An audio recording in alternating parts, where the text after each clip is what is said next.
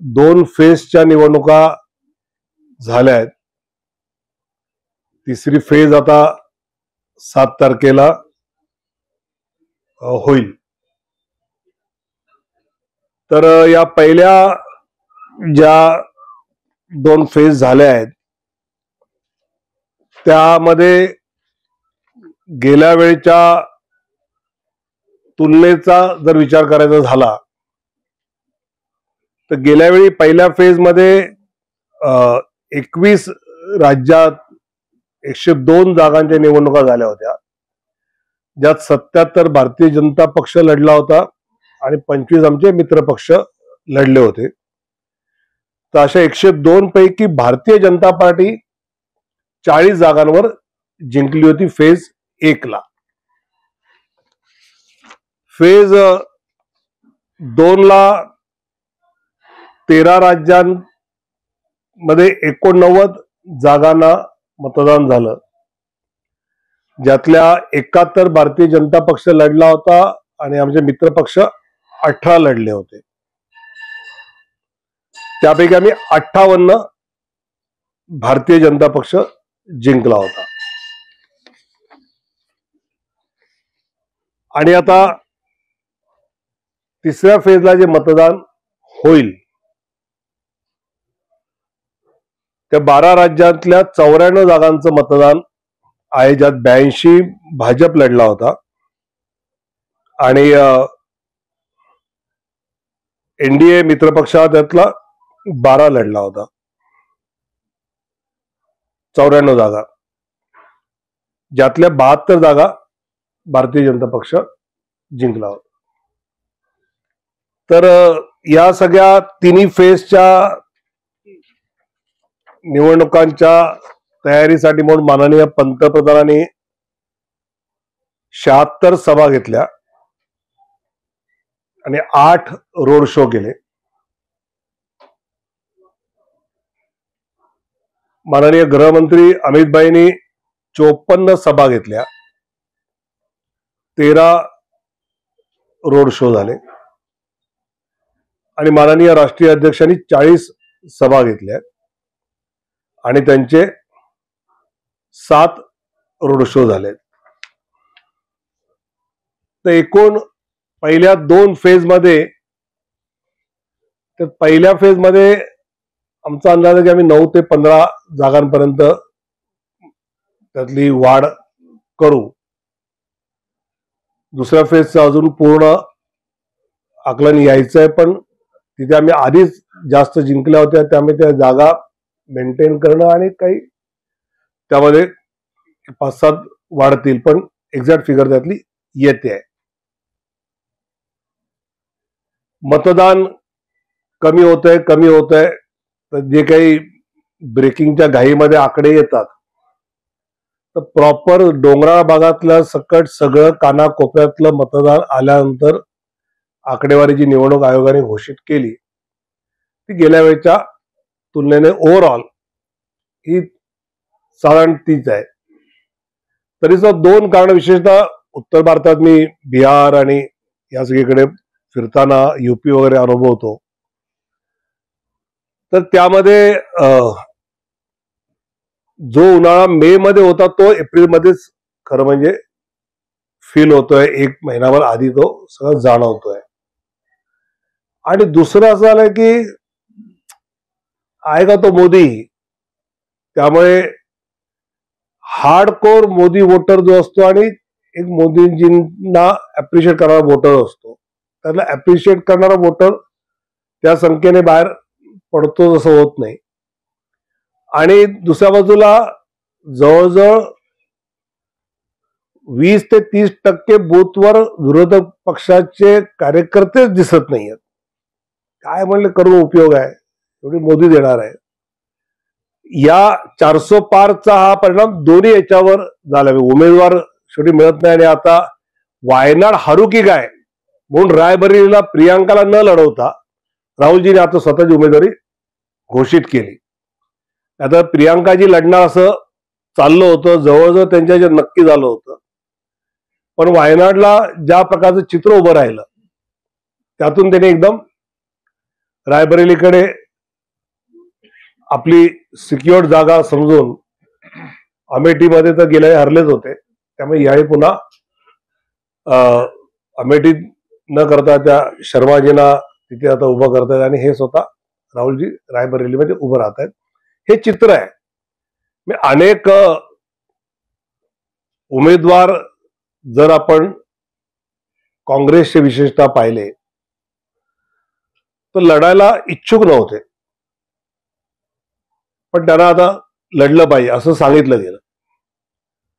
तर हे चित्र 400 पारच्या जो काही नारा सुरू आहे त्याला धरून देशभरामध्ये आपण नक्की पाहतोय. आणि या सगळ्या याच्यामध्ये भाजपच्या मतदाराला आम्ही आवाहन केलंय की जागा येईल पण ती चांगल्या लीडने येणं आणि आपला मोदींसाठीचं आपलं योगदान हे झालं पाहिजे. यासाठी चांगल्या संख्येने मतदान करा असं आवाहन आम्ही मतदारांना करतोच आहोत. प्रचारामध्ये देशभरात पाहिलं तर वेगवेगळे मुद्दे सगळ्या स्तरावर आहेत. भारतीय जनता पक्षाने तर फेज वाईज कुठले मुद्दे कसे याची आधीच आखणी केली आणि त्याप्रमाणे ते आम्ही मांडतो सुद्धा आहोत.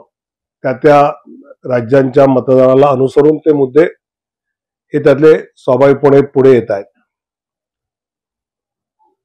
काँग्रेसकडनं एक प्रयत्न चाललाय की भारतीय जनता पार्टी घटना बदलणार आणि म्हणून त्याला 400 पार पाहिजेत अशा पद्धतीचा एक प्रचाराचा ते प्रयत्न करतायत. पण त्यालाही तसंच उत्तर media, electronic media, social media मधला मोठ्या प्रमाणावर नेते देत आहेत, कार्यकर्ते देत आहेत की ज्यावेळी घटना निर्मितीला 60 वर्ष झाली त्यावेळी नरेंद्र मोदीजी गुजरातचे मुख्यमंत्री होते, तर त्यांनी गुजरातमध्ये घटनेची हत्तीवरनं मिरवणूक काढली, ते पुढे चालत होते. भारतीय जनता पक्षाने आपलं संकल्प पत्र 14 एप्रिलला घटनेला साक्ष ठेवून मंचावर प्रकाशित केलं. काँग्रेसने 80 वेळा घटना बदलली आणि भारतीय जनता पक्षाने गेल्या 10 वर्षात पूर्ण बहुमत असताना आणि 370 सारखा निर्णय करत असताना असं कुठलाही प्रयत्न केला नाही. हे लोकांसमोर आहे. आणि काँग्रेसने तर भारतरत्न डॉक्टर बाबासाहेब आंबेडकरांना भंडाऱ्यातनं तिकीट दिलं आणि पाडलं, हे लोकांना चांगलं आठवत आहे. त्यावेळी डॉक्टर मुखर्जींनी बंगाल बंदामध्ये त्यांना या सगळ्या याच्यावर आणलं होतं. त्यामुळे हा प्रचार ते करतायत, पण तो काय अजून तसा पकडत नाही. काँग्रेसच्या आपण जाहिराती पाहतो, कुठेही सोनियाजींचा फोटो नाही, राहुलजींचा फोटो नाही किंवा खरगेजींचा फोटो नाही. ही बहुधा पहिली निवडणूक आहे की ज्यात फोटो टाकला तर मतं कमी होतील, त्याच्या मुद्द्यावरच जाऊया अशा काँग्रेसच्या प्रचार समितीने नेत्यांना बहुधा कन्व्हिन्स केलेलं असावं. पण देशामध्ये हा सगळा प्रचार मुद्द्यांवर विरोधक आम्ही सगळ्या अर्थाने मांडत असताना महाराष्ट्रात मात्र मला प्रचारामध्ये अगदी माननीय शरद पवार साहेबांनी सुद्धा सून बाहेरची असते या लेवलपर्यंत हा काही शाहू फुले आंबेडकरांचा, शिवरायांचा महाराष्ट्रातला प्रचार असू शकत नाही. ज्या महात्मा फुल्यांनी महिलांसाठी इतकं केलं हे आम्ही या सगळ्या सिनियर पॉलिटिशियनकडनं ऐकलं. त्यांच्यामुळे असं वक्तव्य येणं की शिवसेनेचे संजय राऊत साहेब ज्या प्रकारचं अमरावतीच्या उमेदवारांना बोलले, ही शब्दावली कधीच महाराष्ट्राच्या प्रचारात ऐकायला वाचायला मिळत नव्हती.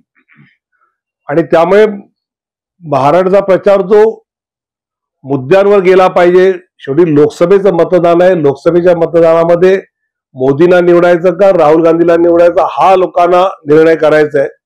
आणि त्या अर्थाने काही मुद्दे मांडणं जे अपेक्षित लोकांना असू शकतं, दुर्दैवाने तसं काही इथे चित्र दिसत नाही आहे. आणि त्यामुळे मला असं वाटतं की एका बाजूला भारतीय जनता पक्ष एनडीए म्हणून आम्ही गेल्या 10 वर्षातली कामगिरी त्याच्या आधीच्या 10 वर्षात तुलनेत काय काय झालं ही प्रॉपर त्यामधली मांडतो. आणि पुढे 2047 पर्यंत काय विजन आहे याची मांडणी. या सगळ्या अर्थाने मला असं वाटतं की लोकांसमोर जात असताना या मुद्द्यांच्या आधारे जाणं, त्या मुद्द्यांवर स्वाभाविकपणे मतदाराने आपलं मत व्यक्त करणं आणि मतदान करणं हे अपेक्षित आहे. आणि ज्यावेळी आपण भारत ही मदर ऑफ डेमोक्रेसी आहे असं म्हणतो त्यावेळी लोकांना ही अपेक्षा या पद्धतीची असते. आणि त्यामुळे मग युपी आहे, बाकी ठिकाणी आहे, या सगळ्या ठिकाणी पाहत असताना खूपच चर्चा ही मुद्द्यांच्या आधारे होत असताना आपण पाहतो. एकूण देशभरामध्ये पाहिलं तर यावेळी आसाम, बंगाल, ओरिसा, तेलंगणा, आंध्र यामध्ये बऱ्यापैकी जागा या वाढलेल्या दिसतील. केरळ, तामिळनाडूमध्ये काही जागा यावेळी नक्की निवडून येतील त्याच्यामध्ये. आणि बाकीच्या जे राज्य आहेत त्या राज्यांमध्ये गुजरात पूर्ण आहे, राजस्थान पूर्ण आहे, मध्य प्रदेश पूर्ण आहे, तर या सगळ्या युपीमध्ये वाढतील यावेळी. युपीमध्ये 80 पैकी 70च्या वर 72, 73, 74च्या पर्यंत जाऊ शकतात. इतकं आज एक चांगलं वातावरण देशभरामध्ये पाहायला मिळत आहे. त्यामुळे या लोकसभेमध्ये एनडीए चांगल्या जागा घेऊन निवडून येईल आम्हाला विश्वास आहे. आणि जे देशात, जे राष्ट्रात आहे तेच महाराष्ट्रात सुद्धा नक्की दिसेल. 2 मे कुठे, 14ला होते, 19ला 2 मे नव्हते. जे आहे त्यांनी जो गुजरात सोडून आता जे वाराणसीमध्ये एकदम त्यांनी जे पूर्णपणे आता पकड केलेली आहे, तुम्ही सुद्धा जाहीर करताना वाराणसीत असं काय बघितलं की आता आपल्याला आता युपीतच गरज आहे, मोदींना वाराणसी मतदारसंघ इतका पूरक का ठरला? मला असं वाटतं की एकदा निवडून आल्यानंतर त्यांनी जर ठरवलं की बा उत्तर प्रदेश सारख्या प्रदेशातून आपण खासदार म्हणून निवडून यावं, तिथल्या लोकांशी त्यांचा एक कनेक्ट चांगला पद्धतीने झालेला आहे. अगदी ते ठरवून गेले वर्षभरात दर महिन्याला एक आमच्या बूथ प्रमुखांनी यांच्यावर टिफिन बैठक करणं, अशा याच्यामध्ये ते कनेक्टेड आहेत. त्यामुळे वाराणसी काय अमुक एक कर्नाटक आहे असं नाही, तिथे गेले आहेत, निवडून येतात, त्यामुळे पुढे तिथे आहे. राजकीय दृष्ट्या काहीतरी तिथं असेलच ना, कारण सगळ्यात जास्त संसदेत तिथले सीट आहेत. नाही, एकदा अटलजी आमच्या एका बैठकीत बोललेलं मला आठवतं. ते मला अटलजी म्हणले होते की दिल्ली का रास्ता यूपी से जाता है. पण ते मला असं वाटतं की त्याच्या आधी जे सगळे पंतप्रधान युपीतले झाले असा उल्लेख करत त्यांनी मांडलं. पण नंतर नरसिंहराव पण झाले, बाकी झाले, असं काही त्यातलं हे नाही. एक वेगळं त्याचं महत्व आहेच.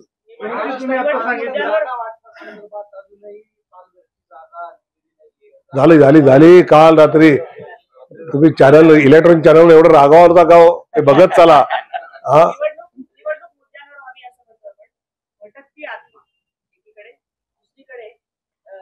उद्धवजींबद्दल माझ्या मनात राग नाही, एक सॉफ्ट स्टेटमेंट पंतप्रधानांचं आलेलं आहे. आणि भविष्यातल्या काही गोष्टींचे संकेत आहेत, कारण नितीश कुमार किंवा ऑपरेशन लोटस जे झालं त्यांना परत आणण्यामध्ये खूप प्रमुख भूमिका निभावली आहे. काय नेमकी महाराष्ट्राची, कारण महाराष्ट्रामध्ये जी परिस्थिती आहे ती बघता काही अंदाज आलाय, भविष्याचा वेध आलाय, आणि त्यामुळे असं काही दिसत नाही मला. एक प्रश्न, लोकसभेनंतर उद्धव ठाकरे आपल्यासोबत येऊ शकतात असं काही मला दिसत नाही. काल पंतप्रधान नरेंद्र मोदींचा जो इंटरव्ह्यू झाला टीव्ही 9 त्यामध्ये त्यांनी म्हटलं की जेव्हा उद्धव ठाकरे संकटात असतील तेव्हा त्याच्यासाठी जाऊन जाणार आणि पहिलं असेल, आणि एकूण ते काही माझे शत्रू नाही आहेत, याचा अर्थ शिवसेनेसाठी भाजपचे दरवाजे खुले असणार. त्यांचं असं स्टेटमेंट ममता दीदींविषयी आलं होतं, ऐकलं होतं का तुम्ही? कारण ते व्यक्तिगत राजकारण कधीच करत नाही. मला असं वाटतं की आता अकाली दलाचे ज्यावेळी बादल वारले तर त्यावेळी स्वतः त्या सगळ्या पूर्ण प्रोसेशन मध्ये पंतप्रधान वेळ करून राहिले, कारण त्यांचं सरचिटणीस असताना नातं होतं त्यांच्याबरोबर. तर असं मला वाटतं ते रिलेशन त्यातले मेंटेन करतात. दरवाजे खिडक्या वगैरे ठेवले तरी आम्ही जाणार नाही. मग संजय राऊत म्हणतात बोलवलं कोणी? संजय राऊतांचं असंही स्टेटमेंट आहे की मोदींना असं कळलं की बहुमत मिळत नाहीये, त्यामुळे अशा पद्धतीने आता स्टेटमेंट केली जाते. तुम्ही सिरियसली घेता? त्यावेळेस उमेदवार निवडून येतील तर काय स्थिती, आणि दुसरं एक बोललं जात होतं की पंतप्रधान नरेंद्र मोदी कदाचित दक्षिण भारतातनं पण एक दुसरी जागा लढवतील, पण तसं काही दिसलं नाही. काय नेमकी भूमिका होती आणि त्याच्यात आत्ताची स्थिती कशी आहे? हे कोण म्हणतायच मला कळत नाही. इकडनं लढतील किंवा असं आहे, असं कुठे काय, असं काहीच त्यातला हे नाही. महाराष्ट्रात 5 टप्प्यांमध्ये थोडं जरा लेफ्टिस्ट होतो मी, जरा जास्तच रायटिस्ट आहे. पण आता सगळ्यांकडे सांगितलं 405 अशा पद्धतीने, पण महाराष्ट्रातली एकूण आत्ताची स्थिती जी बघितली त्याच्यामध्ये शिवसेनेचं विभाजन असेल, राष्ट्रवादीचं विभाजन असेल आणि आता परत मनसेला सुद्धा बरोबर घेतलंय. या पार्श्वभूमीवर चर्चा की एवढं हे सगळं असताना या सगळ्या गोष्टींची मदत किंवा मनसेला सगळं बरोबर घेण्याची आवश्यकता का वाटते? मला असं वाटतं की आपली ताकद वाढवणं हे गरजेपोटी नसतं. एखाद्या चांगल्या विकसित भारताच्या योजनेमध्ये कोणाला यायचंय आणि त्याचं येताना जे विचार आपल्याला पटतायत तर घेतलंच पाहिजे. यालाच जोडून आहे 1.5 वर्षापूर्वी आपल्या अध्यक्ष राष्ट्रीय भेटले होते, शिवसेना संपली आहे, बाकीचे लोकल पक्ष संपतील आणि आत्ताच जे यांनी जे मांडलं छोटे पक्ष जे स्टेट लेवलचे आहेत त्यांना आपण घेतोय सगळीकडे. याच्यात कॉन्ट्रावर्सी वाटत नाही का हवा जरा खाली आली असं वाटतंय? पुन्हा तेच मला असं वाटतं की समजा उद्या जाणकारांना आम्हाला पाठिंबा द्यायचा, आमच्यावर यायचं आहे, तर आम्ही घ्यायचं नाही. राजकारण बेरजेचं करायचं का आपलं आपलं हे करायचं? राज ठाकरे तुमच्याकडे आले होते.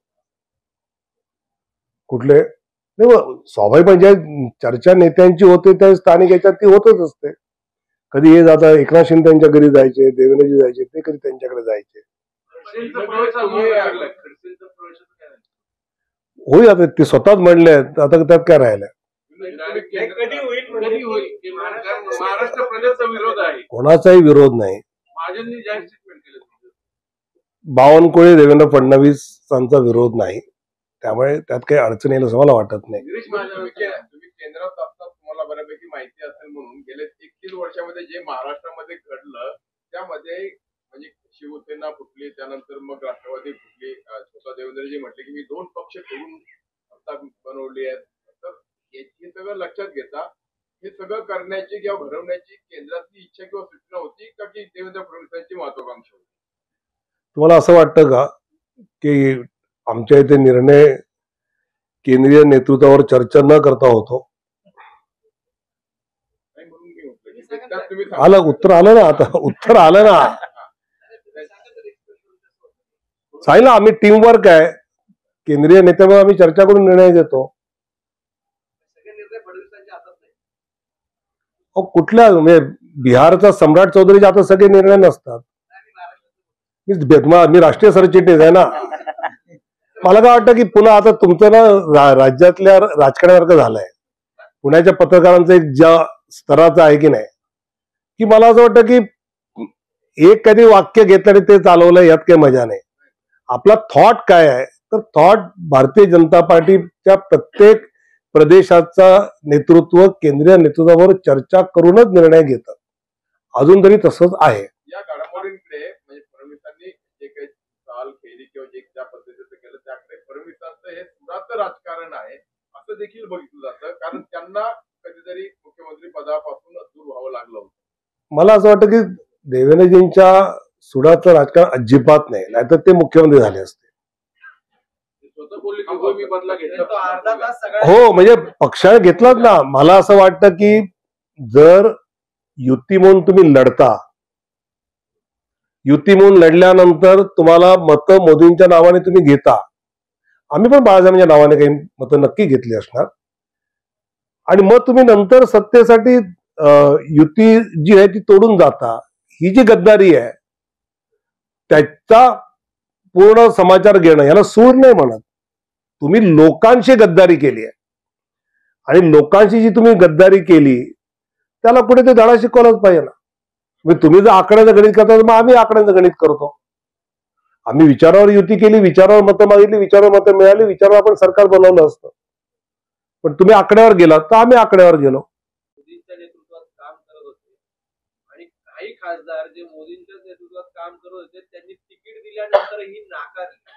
तर ही तुम्ही म्हणता की पक्षीय निर्णय असतो वगैरे, तर हे नाकारायचं किंवा तिकीट कापण्यामागचं नेमकं गणित काय? आता आपण मला माझंही कापलं गेलं होतं, मी आज इकडे आलो. त्याचे हे उत्तर होऊ शकत नाही, पण नेमकं माझं हे उत्तर आहे ना. तुमचं उत्तर तुम्ही द्या, मला चालेल. मॅनिफेस्टोमध्ये डिक्लेअर केलंय country will be developed by 2047. आताचा डेव्हलपमेंटचा रेट बघता किंवा करंट कॅपिटल जीडीपी बघता, तुम्हाला खरंच वाटतं का फक्त इलेक्शन पुरतं आपण $13,000? मुळात आम्ही इलेक्शनसाठीच्या हे मॅनिफेस्टो मतांसाठीच नाहीये, तर ती आमची विजन आहे.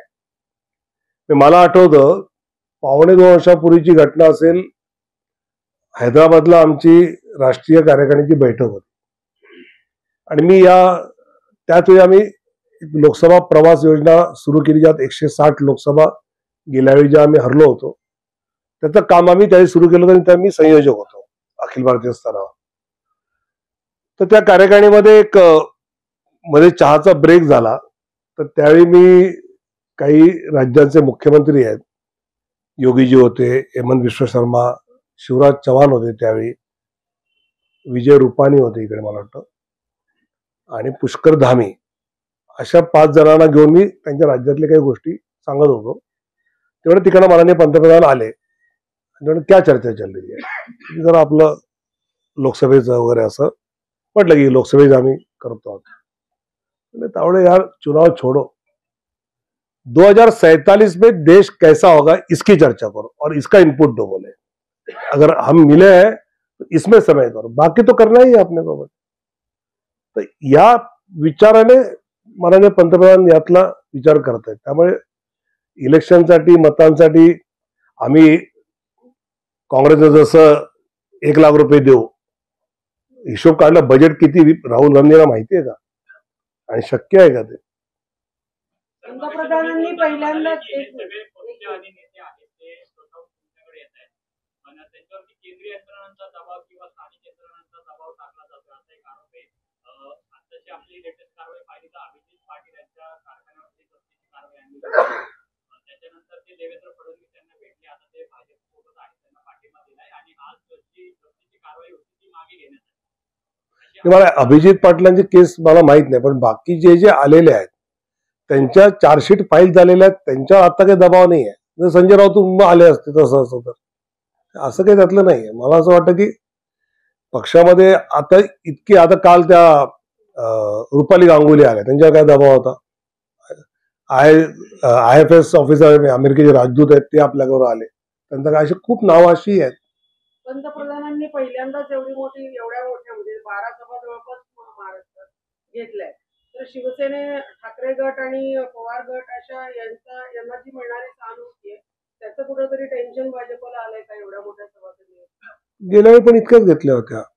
नाही, आता झंझावाती या भागात मोठ्या प्रमाणावर सभा झाल्या. गेल्या वेळेचे आकडे काढा, एवढ्याच होत्या. काल अजितदादाने असं दावा केला की 2 वेळा शरद पवारांनी भाजप सोबत जाण्याचं मान्य केलं होतं आणि ते परत थांबले. मग जसा शिवसेनेचा बदला भाजपने घेतला तसा राष्ट्रवादीचा बदला मग भाजपाने घेतला का? असं कोणी बोललंय का अजून? जे बोलतील ते सांगू. आता जे झालं ते सगळ्यांना खूप स्पष्ट आहे, काय झालं काय नाही. कधी दादा बोलले, कधी पवार साहेब बोलले, कधी देवेंद्रजी बोलले, कधी उद्धवजी बोलले. मला असं वाटतं की या सगळ्यामध्ये सगळ्या गोष्टी स्पष्ट झालेल्या आहेत, त्यामुळे त्यावर अजून काही वेगळं भाष्य केलं पाहिजे असं नाही. म्हणतात की मला राज्यातच राहायचंय, त्यांना तुम्ही तिकीट दिले केंद्रात, तेव्हा मला तिकीट, माझी इच्छा नव्हती, मला लढवलं तरी पण राज्यातच मला राज्यातच राहायचं. तरी मी पण खासदार झाल्यानंतर राज्यात राहता येत नाही असं कोण म्हणलं? केंद्रीय राजकारणात आता सीपी जोशी आमचा राजस्थानचा अध्यक्ष आहे, खासदार आहे, राजस्थानचं सरकार निवडून आणलं त्याने. मग महाविकास एक्झिस्टिंग रिझर्वेशन बाबत पण असणार आहे का नव्याने जी मागणी होते फक्त त्याच्या दृष्टिकोनात कर्नाटकने जे केलं त्याच्यावर मोदींनी आपलं वक्तव्य केलं. किरीट सोमय्यांनी ज्यांच्यावर आरोप केले सगळी उमेदवारी त्यापैकी भरपूर लोकांना उमेदवारी दिली, आता तुम्ही कसं बघता? मी मगाशी म्हटलं असं की त्यांच्यावर चार्जशीट फाईल झालेल्या आहेत, बरोबर. त्यामुळे त्या अर्थाने आता कोर्ट विल टेक द निर्णय. किरीट सोमय्यांनी त्या गोष्टी मांडल्या होत्या, त्याला खरं खोटं येईल बाहेर. आणि विदर्भामध्ये जवळपास 10 सीट आणि एकूण सहानुभूती ही महाविकास आघाडीकडे. आम्ही स्वतः जाऊन आलो, अमरावतीचं घेतलं, ते पण सगळे लोक असे म्हणतात की गडकरी साहेबांनाही थोडं टेन्शन आलंय, थोडं लीड कमी होईल अशी चर्चा आहे. म्हणजे महाविकास आघाडीला एक गुप्त माप आहे महाराष्ट्र. याच्याकडे तुम्ही 2019ला सेम चर्चा होती, हंग पार्लमेंट येणार. सेम दोन मोठ्या एक चॅनलचे आणि पेपरचे संपादक यांनी महाराष्ट्र दौरा करून त्यांचे रोज यायचं. ते माझ्या मित्राचं मला भेटीत म्हणायला की अवघड आहे, इतकं सोपं नाही. आणि मग त्यामुळे आम्ही पण भीत 270 वगैरे बोलताना फक्त अमित भाई म्हणायचे की 300+ ये आज लिख के लो मेरे से. आणि खरंच झालं.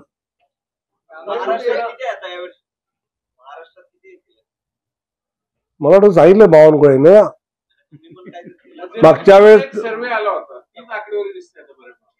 मला असं वाटतं की आम्ही जो महाराष्ट्राचा धरतो आहोत, तर मागच्या वेळी आम्ही जो आकडा आणला तो आकडा 40+ वर आम्ही जे विचार करतो आहोत. बिहारमध्ये काय परिस्थिती? बावनकुळे मी आपलं दिल्लीत विनोदजी, बिहारमध्ये तुम्ही इथं जाऊन बघता आहात ते जनसुधाच्या यात्रा किंवा आता यावेळी जर बघितलं तर लालू प्रसाद यादव यांचा संपूर्ण परिवार अतिशय ताकदीने म्हणजे 2 गांभीर्याने जर ते 2 राज्यामधून लढवत असतील तर त्यामध्ये एक ममतादी आहेत आणि इकडे लालूजींचा परिवार आहे.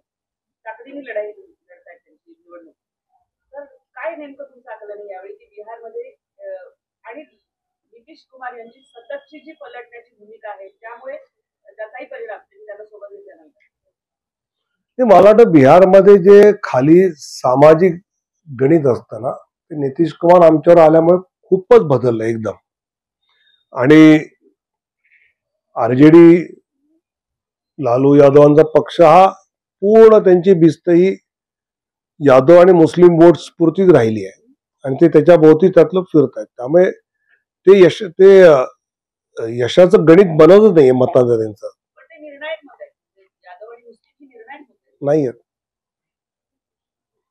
उलट अररिया किशनगंज सारख्या मुस्लिम बांगलादेशला लागून सगळे मुस्लिम बहुल मतदारसंघामध्ये यादव इंडियाला वोट करतो.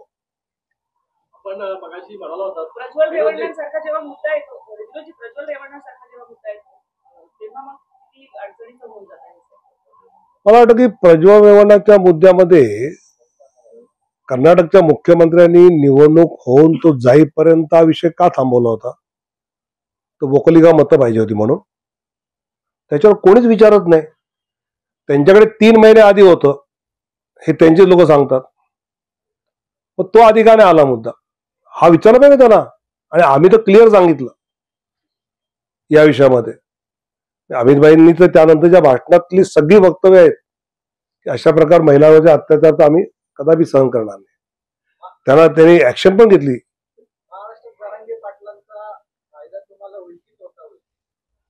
जरांगे पाटलांनी आता तो मुद्दा त्यांचं आंदोलन हे निवडणुकीपासून बाजूला ठेवलंय आणि त्यांनी समाजाला सांगितलं की तुम्हाला वाटेल त्याला मतदान करा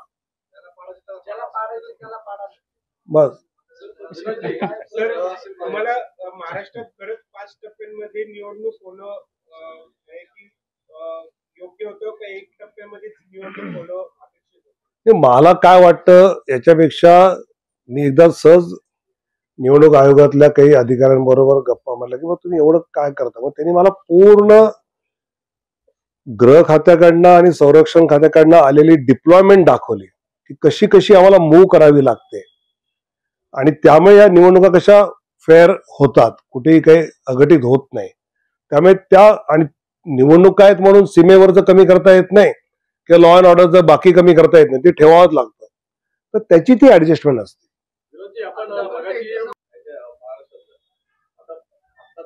लोकसभेच्या वेळेस बघितलं तर हे सगळे पक्ष बरोबर आल्यानंतर काही जागांचं निश्चितीकरण करण्यासाठी अजूनही प्रॉब्लेम शेवटपर्यंत येत होते. विधानसभेला हे सगळे पक्ष बरोबर येऊन आपण एकत्रितपणे निवडणुका लढवणार आणि समजा लढवल्या तर आपल्या भाजप म्हणून जे पक्षाचे जे काही सगळे त्याच्यावरचा परिणाम जो असेल तो कशा पद्धतीने याच्याकडे कसं बघताय? नाही, लोकसभेतला अनुभव घेता आम्ही विधानसभेची तयारी लगेच लोकसभा झाल्याला चालू करू, काय काळजी करू नका. त्यामुळे यावेळी तितकं पेंडिंग ठेवणारच नाही. गेल्या लोकसभा निवडणुकीमध्ये बारामतीत सुनेत्रा पवारांना उमेदवारी देण्यासाठी भाजपचा दबाव होता की भाजपने तो आग्रह. अजितदादा कोणाचा दबाव ऐकतात का हो? शरद पवार साहेबांचा नाही ऐकला काय? पण तुम्ही तू पुण्यातला पत्रकार अजितदादा ओळखत नसतील तर अवघडच आहे. आता अजितदादाचे कुठले भाऊ कुठे आहेत आणि ते काय बोलतात तुम्हाला माहिती आहे ना. दबाव जर दिल्लीतून असेल मग तुम्ही अजून अजितदादांना ओळखलं नाही. मी त्याचा चांगला मित्र आहे, मी ओळखतो जरा. लोकसभा निवडणुकीमध्ये भाजपच्या विजयामध्ये महिला मतदानाचं याही पण आहे आणि चांगलं आहे, त्यावेळेला पण पहिल्या 2 टाईममध्ये बऱ्यापैकी चांगलं आहे. भाजप कसं बघताय महिला मतदारांकडे पुढच्या फेजसाठी? नाही, सगळ्याच फेज मध्ये या निवडणुकीत महिला मतदार आणि फर्स्ट टाइम वोटर हा मोठ्या संख्येने मोदींच्या सगळ्या कार्यशैलीवर, सगळ्या विकसित भारतच्या संकल्पनेवर चांगल्या, म्हणजे मी तर बिहारमध्ये पाहिलं की घरातल्या पुरुषांनी सांगितलं की इकडे मत द्यायचंय, पण तरी महिलांनी मोठ्या प्रमाणावर भाजपला मतदान केलेलं आहे. आणि ग्रामीण भागात बिहारमध्ये असं होणं ही खूप मोठी गोष्ट आहे. आपण बघितलं की पहिल्या 2 केसेसमध्ये वोटर टर्नआउट जो होता तो अराउंड 60% होता. याच्यावरती फडणवीस साहेबांनी एका ऑस्ट्रेलियन मॉडेलचा एक्झाम्पल देऊन असं सांगितलंय की वोटर टर्नआउट जर वाढवायचा असेल तर त्याच्यासाठी ऑस्ट्रेलियन मॉडेल आपण इम्प्लिमेंट करू शकतो. तिकडे मायनर पेनल्टीज असतात ज्या सिटिझनवरती अवलंबून असतात, त्यांना सिटिझनना मायनर पेनल्टीज दिल्या जातात. भारतात हे शक्य आहे का? आणि जर नसेल तर मग वोटर टर्नआउट वाढवण्यासाठी काय करायला हवं? पण वन नेशन वन इलेक्शनच्या चर्चेच्या वेळी हाही मुद्दा त्यातला टर्नआउटचा अधिक आलेला आहे. त्यामध्ये नोटाही असेल, पण ऍडिशनली काही त्यात करता येऊ शकतं का असे काही सजेशन त्याच्यासह आलेले आहेत. पण केलेलं चांगलं राहील सगळ्यांनाच वाटतंय. हेलिकॉप्टरच्या घटना वारंवार घडतायत,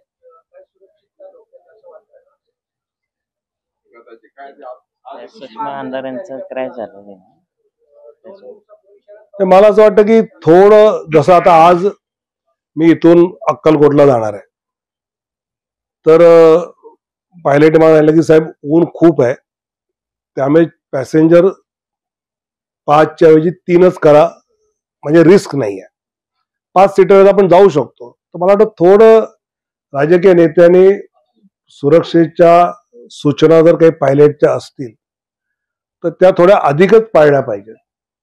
कारण शेवटी हेलिकॉप्टरचं उडणं हे आणि असणारा उन्हाळा याच्या खूप त्याचा परिणाम असतो आणि त्यामुळे आमच्यावर प्रेशर असतं. तिथले कार्यकर्ते वाट बघतायत, तिथे गेलं पाहिजे, त्या 2 पत्रकार बरोबर घेतलेच पाहिजे. मग पुन्हा एक कमी केला तर पुन्हा त्याचं काय, मग हे नको. त्यामुळे पत्रकारांनी सुद्धा कमी जायचा आग्रह धरलेला बरा. चला 4 नाश्ता करत गप्पा मारूया ना, हे झालं.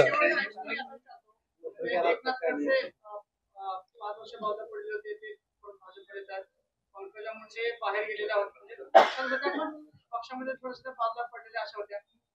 विनोद तावडे ऍक्टिव्ह झाल्यानंतर परत फडणवीसांनी जे बाजूला केले ते परत पक्षाच्या मुख्य प्रवाहात आहेत. काय संबंध? तावडे सर जरा खोलून द्या ना उत्तर. खोलून द्या म्हणजे तुम्ही ना, कळलं ना.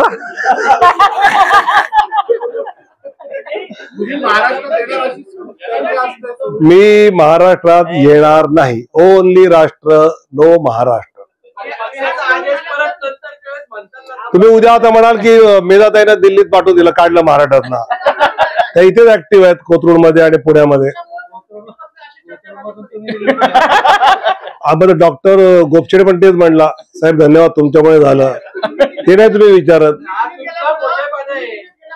ज्यांना फडणवीस साहेबांनी किंवा चंद्रकांतमुळे जे बाजू पडलेले होते ते सगळे परत अच्छा, अशोक चव्हाणचं मीच ते बाजूला पडलं काय. ते पुन्हा सांगतो असं आहे, हे बघा, राज्यातील नेतृत्व तिकिटांच्या शिफारसी करत असतं आणि तिकडे चर्चा होते. इथून वर पाठवलं आणि तिथनं हो नाही म्हणून आला असं कधीच होत नाही. आणि देवेंद्रजी तर इतके सिनियर आहेत, ते स्वतः इलेक्शन कमिटीचे मेंबर आहेत. त्यामुळे महाराष्ट्र, मध्य प्रदेश, राजस्थान, त्यानंतर गुजरात, या सगळ्या राज्यात तर त्या लिडरशिप बरोबर नीट चर्चाच होत असते. त्याच्यामध्ये बाकीच्या राज्यातही होत असते, पण कधी कधी ओव्हररूल करावं लागतं. पण नॉर्मली महाराष्ट्र या विषयामध्ये ओव्हररूल कधी होत नाही, चर्चावरच होते. वेळ लागतो, वेळ घेतो. पण आंबे पाडायचे दुसऱ्याने गोळा करायचा अशी काही मी आंबा काढतो मीच खातो. कोकणातला माणूस आहे मी. राजस्थान आणि हे बिहारमध्ये सगळं चालू असताना चंदीगडची एक महापौर सीट खरं म्हणजे एवढी तुम्हाला इतकी महत्वाची का वाटली तिथे जाऊन ऑपरेशन? मला असं आहे की अजून सुप्रीम कोर्टाचा पूर्ण हिअरिंग त्यातलं पूर्ण व्हायचं, त्यामुळे त्या ह्याच्यावर मी बोलत नाही. आम्ही कुठली निवडणूक सिरियसलीच घेतो. तुम्ही सुरुवातीला बोलताना आपली बार 405 दारामुळे लोकांमध्ये काय तुम्ही म्हणतात की आईवर मोदी अशी एक समज आहे आणि त्यामुळे विस्तार जी आहे मतदारांमध्ये आहे, विरोधकांमध्ये आहे आणि तुमच्या कार्यकर्त्यांमध्ये दिसते. साधारण ते चित्र सगळीकडे दिसते. त्याला कसं टॅकल करताय तुम्ही? आपली बार हे अडचणीचं ठरतंय का? पुण्यातला पत्रकार हुशार कसा असतो, मी काय बोललो हेच बोलले. रेकॉर्डेड आहे आणि तुम्ही जे बोला ते रेकॉर्डेड आहे. आणि तसं जर नसेल तर काय देणार, अध्यक्षांची पार्टी तुम्ही देणार काळजी राहिलेली. मी असं म्हटलं की जो मतदार आहे, ऍडिशनल टक्का जो असतो, जो अधिक येऊन बाहेर फूट करतो, तर मोदी येणारच आहे असं त्याचं असतं. कार्यकर्ता, लिथार्जी हा शब्द वापरला नाही. त्यामुळे उलट पहिल्या फेजला कमी झाल्यामुळे कार्यकर्ता आमचा अजून जोशात आहे. त्याच्यामुळे त्याला अजून वोटर बाहेर काढू. आणि त्याचबरोबर मी विरोधकांमध्ये सुद्धा कशी लिथार्जी आहे ती तुम्हाला दिसलीच नाही. तुम्हाला इतकी लिथार्जी दिसली नाही बोलला तुम्ही. त्या कार्यकर्त्यांना मी कसं काय प्रेरित करणार. ते मला असं वाटतं की हा मुद्दा आमचा जो ऍडिशनल 3-4% वोट लीड वाढवणारा जो असतो अधिक, त्या वोटर पुरता जास्त आहे.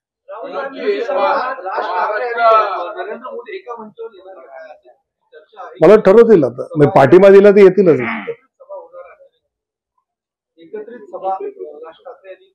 इथला जो सभा पुढच्या प्लॅन व्हायच्या त्यावेळी ठरेल ते.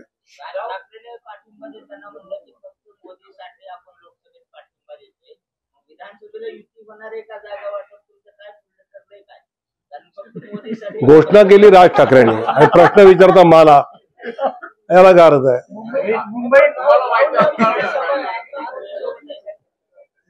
चला आता खाली गप्पा परत बोलूया.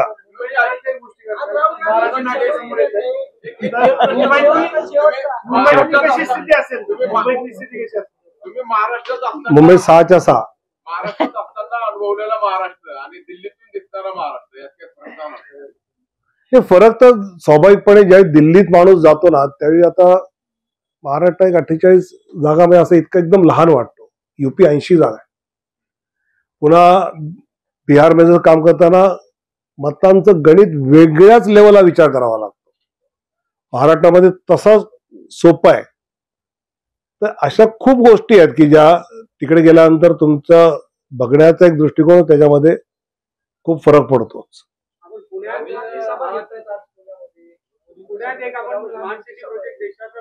टेस्कोसला आहे.